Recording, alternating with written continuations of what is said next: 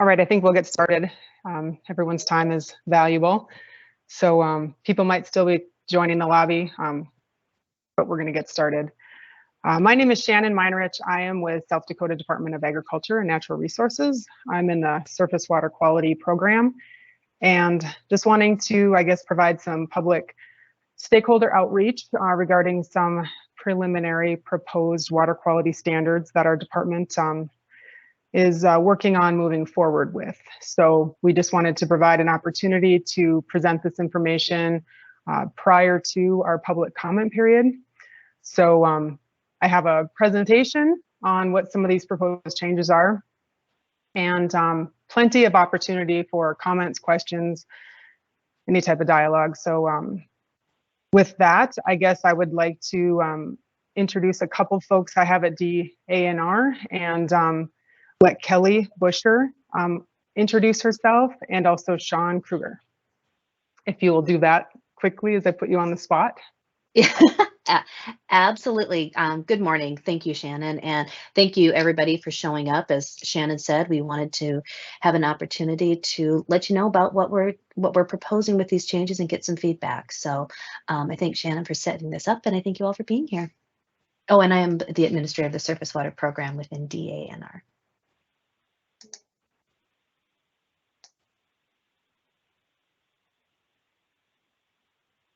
There it goes.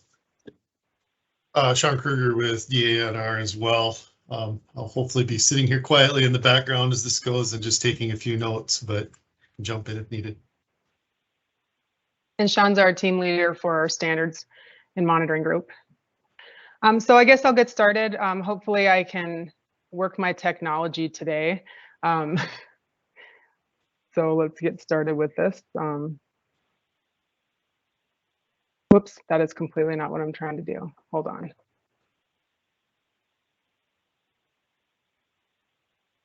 Trying to share, and of course what I'm trying to share isn't showing up. So give me just a second. Does that look like something that I should be sharing? That one looks correct. Okay. Hopefully I can still navigate in this mode. So again, I guess I'll get started with just a few housekeeping items, real general stuff.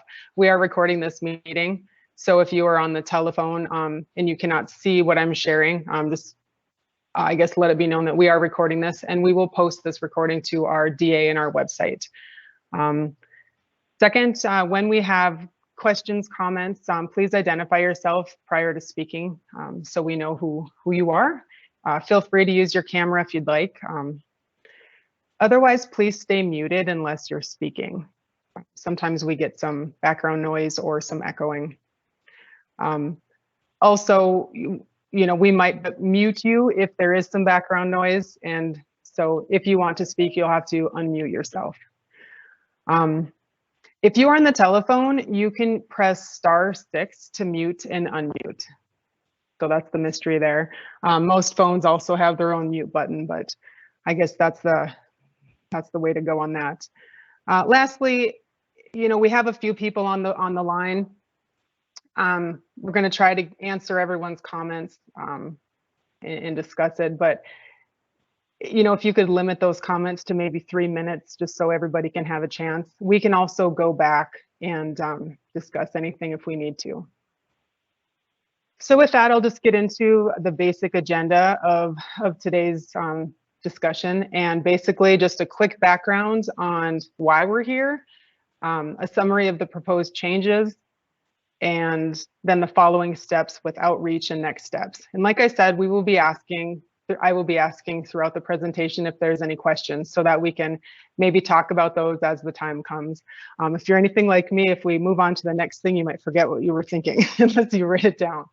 So with that, we'll start with just background, and I'll try to go through this quick. Most of you probably know this, and I'm not an expert. So basically, we're talking about the Federal Clean Water Act as why we were doing this. States were required to develop surface water quality standards to support the goals of the Clean Water Act, with that primary goal being waters should be fishable and swimmable. And with that, we assigned beneficial uses to those waters, and water quality standards to protect those uses. So most of what we're talking about today is beneficial uses and water quality standards, water quality criteria, and that's how that relates to our water quality standards that we will be proposing some upgrades to. Quickly, here is a list of our beneficial uses, and these are basically uses that waters of the state, streams, lakes may have, and they may include domestic water supply, different types of fish life propagation, recreation uses, fish and wildlife propagation, recreation, and stock watering, irrigation, and commerce and industry. So streams and lakes may have one or more of these uses, and we will talk more about that later. And with water quality criteria, which we will also talk about, these are basic specific water quality goals that we have to ensure these beneficial uses are maintained. Some of these water quality criteria might be narrative or numeric. And some of these numeric are examples would be E. coli, total suspended solids, ammonia, specific conductants, cadmium, which we'll be talking about today as well. So this update is not a triennial review. So I want to explain that a little bit. We've been wanting to maybe update the way that we've done business in the past, make some changes. So I guess I wanted to present this information. States are required to periodically review their water quality standards in a triennial review, and we might have new scientific information, update based on changing conditions. And when we do this triennial review, which should be every 3 years or so, that opens up all of our standards to public review, public comment, et cetera, all the standards. However, states may also periodically update outside of that triennial process and do just select sections or specific items. And in this case, the entire standard is not open for public review. So the proposed updates that we are talking about today and this coming fall are specific items on select sections. So it will just be what I'm presenting. It will not be a triennial review with all of those sections and all of those standards open. So I just wanted to clarify that. Our surface water quality standards are contained in Administrative Rules of South Dakota 7451. We must offer these changes in a public notice, and the Water Management Board must approve these changes. So the process in South Dakota, just I guess to make it clear what we're doing and why, is we request permission to advertise and proceed with a rule change with our Water Management Board. We did that back in July and were granted permission to move forward. In October 2022, we will do a public notice period, and we will solicit public comment during that time. This will be followed up by a Water Management Board hearing, so that's our public hearing in December of 2022. After that, we would have the Rules Review Committee, which would be probably spring or winter, spring of 2023. We would then file with the Secretary of State, and then that would be state law. After that, the package would go to EPA for approval, and they would approve to be compliant with Clean Water Act. So that's the process. Are there any questions so far, or questions, comments, corrections, or anything? If so, just jump in there. And I'm still sharing my screen, so I can't see a hand. So just go ahead and speak if you have any questions. All right, moving forward, we're getting into the good stuff, the stuff you've all been waiting for, the preliminary proposed changes. So the update here, the summary here is we are going to talk about cadmium. We're going to talk about an update to our irrigation beneficial use criteria to a seasonal criteria. We have a definition that we don't use, so we are looking at deleting that. We have some updates and corrections to uses assigned to lakes, and updates, corrections to uses assigned to streams as well. So getting into the meat of cadmium. Our current cadmium standard is based on EPA's 2001 criteria. In 2016, EPA finalized a new criteria that has new numbers. It is an equation, a hardness-based equation. So EPA has come up with a new revised guidance for cadmium, and we've been looking at that. We have cadmium naturally occurring. It also, occurs with some industries. This new criteria from EPA is updated based on additional species, I guess is what I'd like to say. It's really the same science behind it. It is just updating that existing science by increasing the number of species. In South Dakota, this would affect all fishery uses. And the reason so is cadmium applies to all fishery uses, and that includes our criteria for fish and wildlife propagation, recreation, and stock watering waters, which apply to all waters of the state. So I'm wanting to clarify that the cadmium update currently applies to all waters of the state, but the update would continue to apply to all waters of the state as well.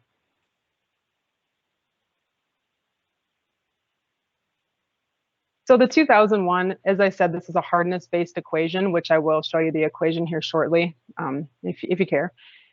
The 2001, what I'm showing is a chart that came out of EPA's guidance on the 2016 guidance. And if you were to use a hardness of 100 milligrams per liter, punch in that hardness to the equation. The 2001 criteria, the acute would be 2.0 micrograms per liter, and the updated 2016 number would be 1.8. So it is a slight decrease in the criteria from 2.0 to 1.8, and that is a hardness based. So it's not exactly that number. It would depend on what your hardness is in the water.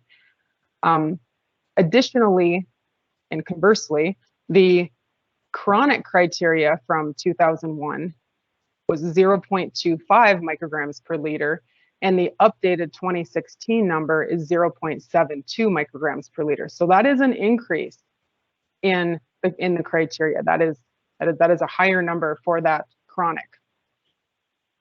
And again, this is following EPA's recommended criteria.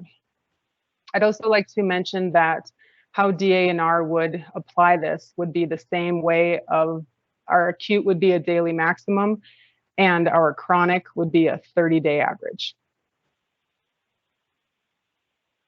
The next slide is just specifically how this looks in the water standard. So how we move forward with recommending a change is we make the font red, we put a strike through what we are removing, and we follow it with what the change will be. So in this case, that cadmium is an example at 100 milligrams per liter hardness. So we're striking out the 2.0 and adding the 1.8. And in the chronic, striking out the 0.25 and adding the 0.72. Now, as I mentioned, the cadmium is a hardness-based equation. So this is actually the equation. This is further our subnote 7. We would be updating this equation with those numbers. Additionally, we would add the language on the conversion factor from total to dissolved just to clarify the purpose. Any questions or comments on cadmium?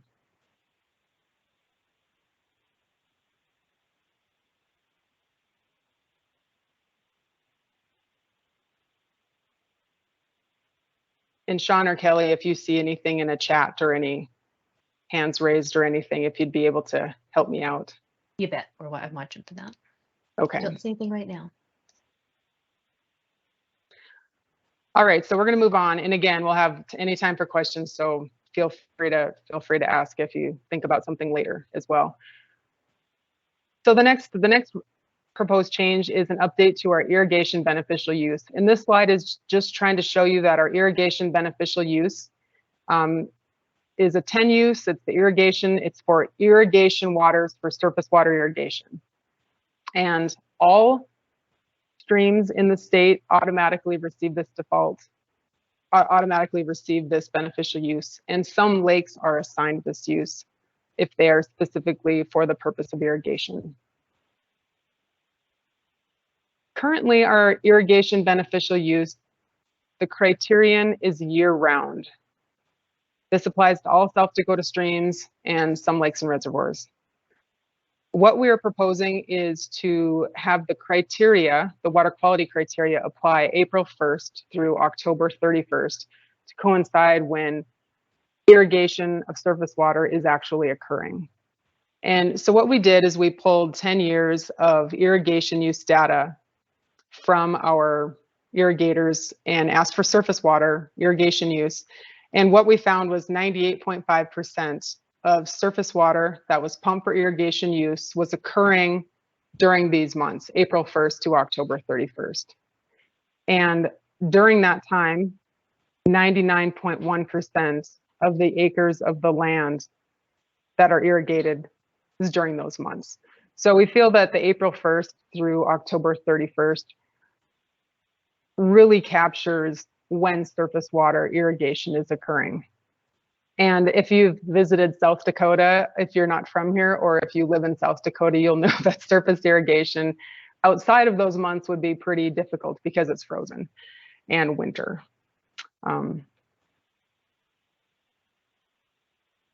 So how this would look, the proposal on this is the ARSD 74710153 criteria for irrigation waters. We would simply, at the end of that paragraph, add the words and apply April 1st through October 31st. And the specific criteria that applies to this use is conductivity and sodium adsorption ratio.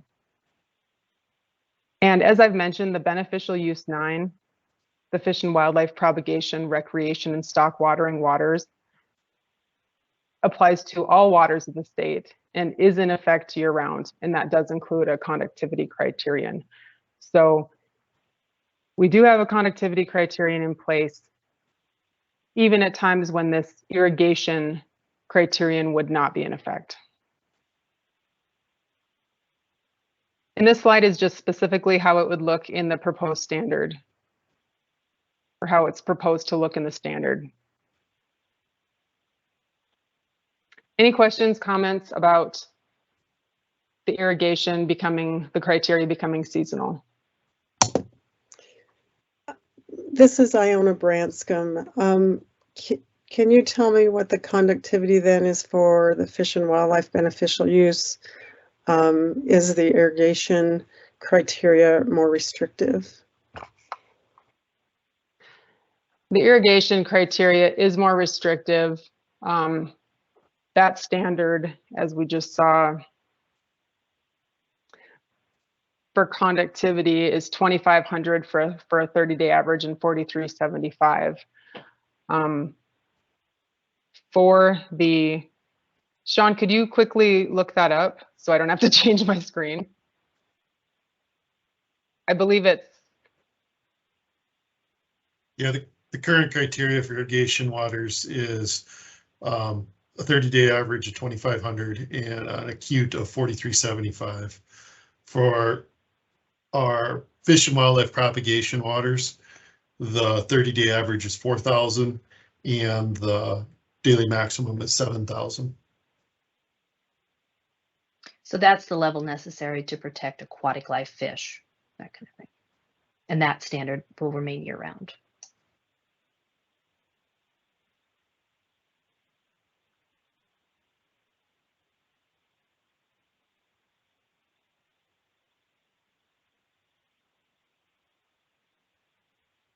Any other questions, comments, or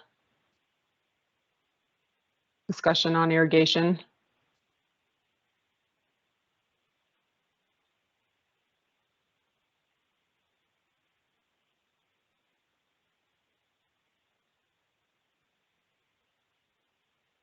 All right, I'm going to move forward to a real easy one of deleting a definition that we no longer use. and basically we have in our definitions EPA methods, and then later on we instruct the use of a different location, of a different approved test method. So we're simply wanting to remove this definition from our standard. What that will also do is cause all of our definitions after that to be renumbered. So that's why I included the following one in here. Deleting a definition that we do not use and renumbering subsequent definition numbers.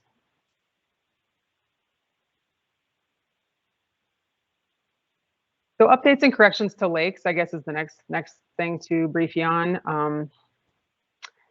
Two basic changes. Corrections to, we have some lake ID numbers that need to be changed for 4 water bodies. That's real basic. And the second part is we have some breached reservoirs that no longer exist. They've been breached either recently or for years, but that they are no longer lakes in our lake section. They are no longer lakes. They do no longer act as a lake or a reservoir.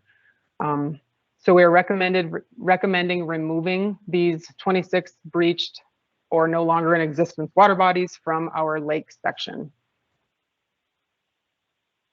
And there's pages of this, so I don't want to take up all your time, but for the ones that we're recommending to remove, it is simply, and there was a link on this press release to what these proposed changes are. So if you would like to look at any of these lakes in particular, maybe take a look, and maybe you already have.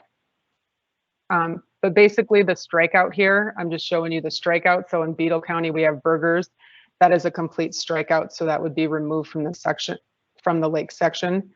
Further down, we have on Cosby WPA. That is just an update to the lake ID.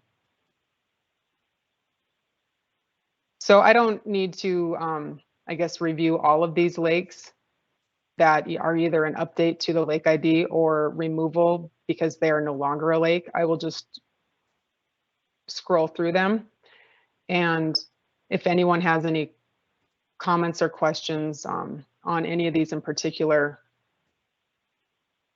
go ahead and ask.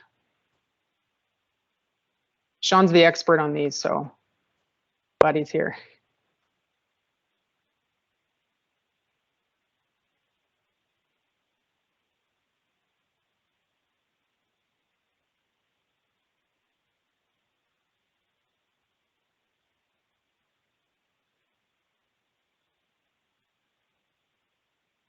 All right, any questions or comments on those updates? Hey, Kelly, it's Holly. Shannon, sorry about that. Yeah, I just was going to, I don't know if I should reiterate now, but some of the comments that we provided in August of 2019 on the sustainability analysis that was provided on these removals. And I plan to send you comments in writing, but we just wanted a little bit more information for each of the UAAs for each of these proposed reservoirs proposed for removal. And we're also concerned that the numeric criteria associated with beneficial use classification 9 aren't sufficient to protect aquatic life and rec uses in those reconnecting streams that are a result of the breached reservoirs no longer in existence. But we could talk later about that, but I did want to just mention those comments that we provided in August of 2019, just a little bit more information on the UAAs. Okay, thank you, Holly. Thanks. Are there any other questions or comments?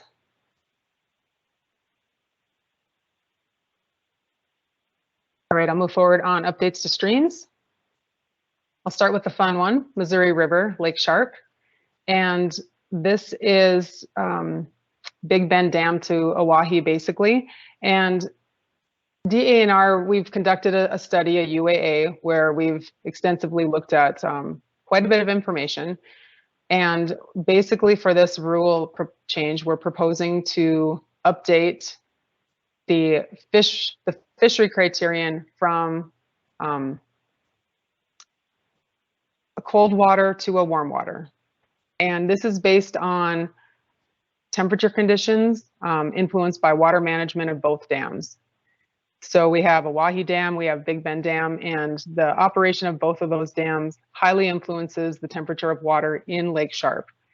And basically we have a lack of any permanent cold water habitat outside of the Oahe tail race, and we have absolutely no thermal stratification in the reservoir to support cold water species in that permanent cold water species use.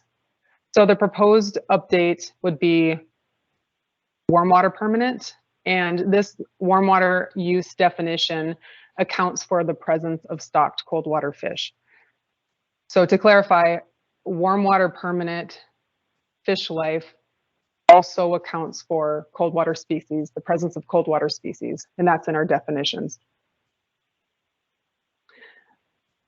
So this is an awesome graph that I have borrowed from the Corps of Engineers from they do a survey, a big report on the Missouri River reservoir systems about every year, or at least every couple of years they update it. And the purpose of this is to show to the right where we have blue, that's Oahe Dam. And the bottom is your river miles. And the other axis would be your elevation. So basically you're starting at Oahe Dam on the right and you're going downstream down to Big Bend Dam on the left. So the river miles, it's about 90 miles of river and, quite a bit of 70 feet difference in elevation. But what's interesting about this is you get to Oahe Dam, and right below Oahe Dam, we have temperatures between 15 and 18 degrees Celsius. And immediately downstream of that, we are above that 18 degree. Our surface water, our criterion for our cold water permanent is 65, which is about 18.3. So anything over, let's just say 18 degrees, is not meeting our temperature criterion. And based on the water level in Oahe and based on the discharge rate going through Oahe Dam, we can have some pretty interesting differences in the temperature. Oahe Dam has bottom intakes, though the withdrawal is from the bottom, or fairly close to the bottom. But when you have a lot of water being discharged, it will actually create kind of a whirlpool and draw from the epilimnion. So you can get some pretty warm water with higher discharge rates coming out of Oahe. So it's not an always, you don't always get cold water that would meet that criterion below the dam. But what we do always see is in the summer months, there is absolutely no thermal stratification. It is a very well mixed system. The residence time in Lake Sharp is only about 28 days. So the water is moved through there fairly quickly compared to Oahe. So I guess I just wanted to show this to show that there is not cold water habitat or refuge for these cold water fish species. So we are proposing to make this a warm water permanent. Specifically how this would look is currently the Missouri River is in our stream section, and it currently, I guess the location where it changes from your cold water to your warm water is at Big Bend Dam, and we would just change that to Oahe Dam. So that would cause Lake Sharp to be encompassed in that warm water permanent fishery use.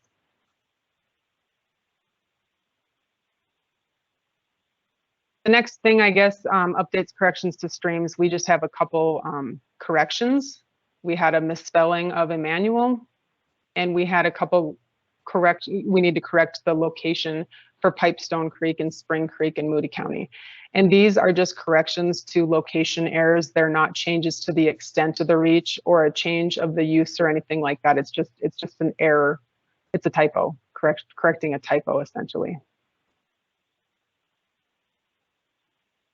So here's how this would specifically look in the standard. We have a manual down there mid, and it's just a to an E. And for Pipestone and Spring Creek, it's the location change to be more specific that needs to be at that section 22 and at the Minnesota border for Spring Creek, not those So it's a correction to the location.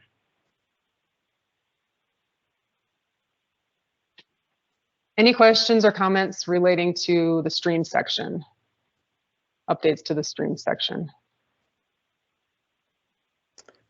This is Iona Branscombe again. As far as the study on Lake Sharp, could you explain over what period of time that was? Was it a summer study? Was it a multi-year study? Just curious, kind of the data behind the information provided. Yeah, and I can certainly, if you'd like to send me your email, I can certainly send you a copy of that that report that we've put out.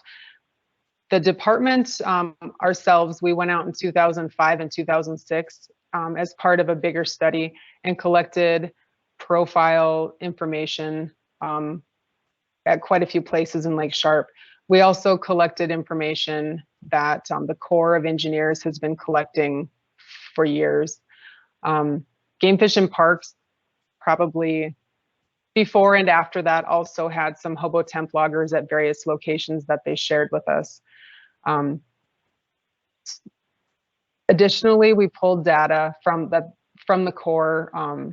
It would have been, we requested it, so they pulled it from their secret spot, I guess, for information on, it was shortly after the reservoirs were constructed, where there was some old legacy data where they were looking at the temperature in Sharp. So we really have a full history of Lake Sharp, I would say, on what those on what we expect those temperatures to be during those summer months. So that would have been, you know, probably 60s. And the use was originally, when water quality standards and beneficial uses were first assigned, they weren't called the same thing that they are called today. But at one point, it was changed to a cold water permanent. And at the time when that use was made, which we documented in this UAA, the data, the water temperature data that we had for Lake Sharp at the time did not meet what those water standards, the proposed water standards at the time. So even though the classification was changed to a cold water permanent, the temperature did not meet that use. And it was likely due to stocking cold water species at the time, I would say, why it was done. But at the time, it still would not have attained that use. And we also, in the report, have worked with Game Fish and Parks to, you know, looking at some of their fishery, their fishery reports. And even though they stock cold water species, you know, in the upper areas, there's not evidence of reproduction or long-term survival of those cold water species. So really what we're trying to do is protect the existing use, and that is of a warm water fishery. And a warm water fishery it's not a downgrade. I guess I want to clarify that. A warm water fishery and a warm water permanent and a cold water permanent, they have different criteria because they are, you know, there's different species that have different needs, different thresholds, but they are equally important and equally the same level, I guess I'd want to say. So it's not a downgrade.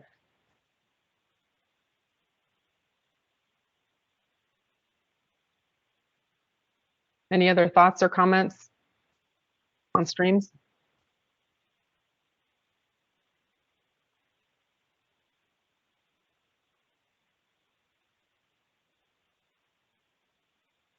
All right, we'll quickly go through some other corrections to the proposed standards, and these are just some line items. So the cadmium we showed, below that for lead, it's not a change to the lead standard, it's a change to the hardness-based equation should have the, you know, it should be conversion factor, the CF, and not the number. That number is a typo. It should be CF, meaning conversion factor for lead.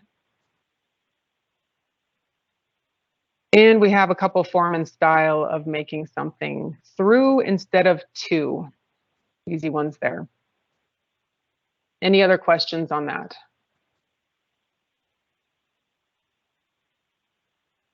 So the outreach is basically what we're working on right now, getting information from our stakeholders, from the community to see if there's something we're missing regarding these specific proposed changes, if there's support, if there's not support, and just having that discussion.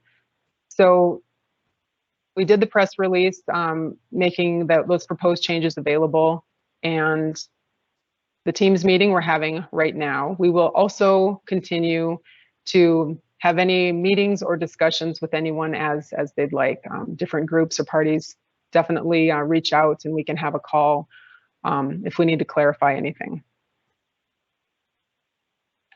And the next steps as we go back, I just wanted to show the same slide again of what's next. We're going to continue with this public outreach, and in October we will see a 45-day public comment period. This is the time when you should prepare and submit official written comments. Information that you provide to us now is just to help us maybe with developing if we need to tweak anything. But in October, when we have our public comment period, is the time for those official comments. December, our hearing before the Water Management Board. And then we'll go to the Rules Review Committee, file with the Secretary of State, and then submit a package for EPA approval. Any other questions or comments? I've put my information up on the screen. If you're calling in, my phone number is 605-773-4055 if you'd like to visit about anything.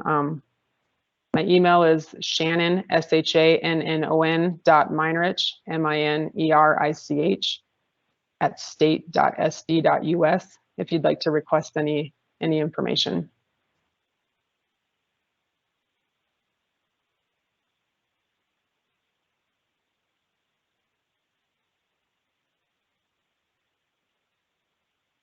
All right. So I guess any other thoughts or information or questions, comments? Anyone would like to talk about?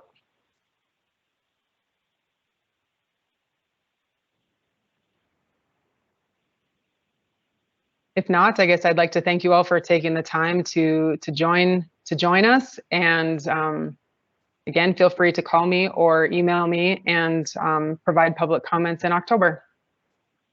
So thank you very much and have yourself a great day.